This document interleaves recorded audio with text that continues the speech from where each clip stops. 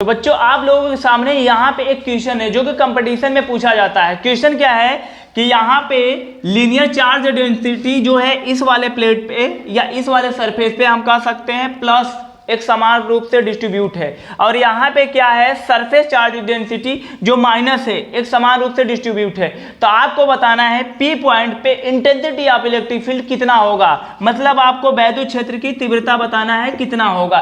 चलो इसको जानने से पहले मैं आपको एक छोटा सा कॉन्सेप्ट बताता हूं, उसे आपको तैयार करना है। कॉन्सेप्ट क्या है, अगर आपको नॉन कंडक्टिंग की बात आएगी, non conducting sheet, non conducting plate या थिन शीट, तो आपको आंसर लिखना है E बराबर सिग्मा बटा 2 एप्सिलॉन नॉट।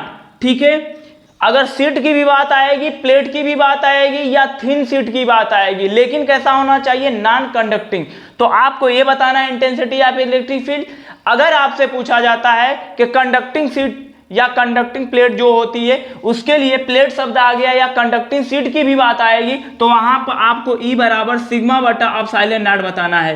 ठीक है, इस टॉपिक में बहुत सारे बच्चों को डाउट रहता है, तो ये चीजों आपको ध्यान देना है। नॉन की बात आ गई, नॉन कंडक्टिंग की, तो आपको ये ध्यान देना है या तो शीट हो या तो प्लेट हो। अगर कंडक्टिंग की बात आएगी तो हमेशा ये रखना है। हिंदी में थोड़ा जानना है तो देखो इसको आपको क्या करना है, चादर जहां आएगा, चादर वर्ड में आप देखे होंगे क्लास 12th में, तो चादर के लिए हम इसका यूज करते हैं, जबकि प्लेट के लिए इसका यूज करते हैं। इतनी बात समझ में आई, प्लेट के लिए इसका यूज करते हैं। लेकिन बच्चों अगर बात आती है कि कंडक्टिंग प्लेट है या नॉन कंडक्टिंग प्लेट है, तो नॉन कंडक्टिंग में आपको ये यूज करना है, प्लेट भी रहेगा तभी, लेकिन नॉन कंडक्टिंग में, कंडक्टिंग में तो ये होता ही है। तो थोड़ा आपको डीप से जानकारी होना चाहिए था, इसको आप तैयार कर लीजिएगा। एक और चीज, लीनियर चार्ज डेंसिटी के कारण जो इंटेंसिटी ऑफ इलेक्ट्रिक फील्ड होता है, मैंने पिछले वीडियो में भी बताया था, क्या होता है, E बराबर 2 के लैम्डा बाई R होता है। ठीक है, अब चलो हम लोग सॉल्व करते हैं इस क्वेश्चन को। इसके कारण इस पे जिस पे पूछा जाता है वो हमेशा प्लस चार्ज उसको मानते हैं। इसके कारण इस पे क्या होगा, इंटेंसिटी ऑफ इलेक्ट्रिक फील्ड की डायरेक्शन जो होती है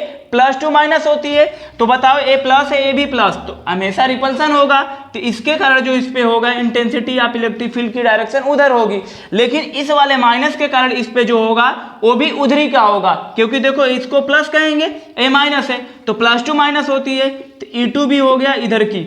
हमको P पॉइंट पे तब मैग्नीट्यूड E कितना होगा, E1 प्लस E2 हो जाएगा।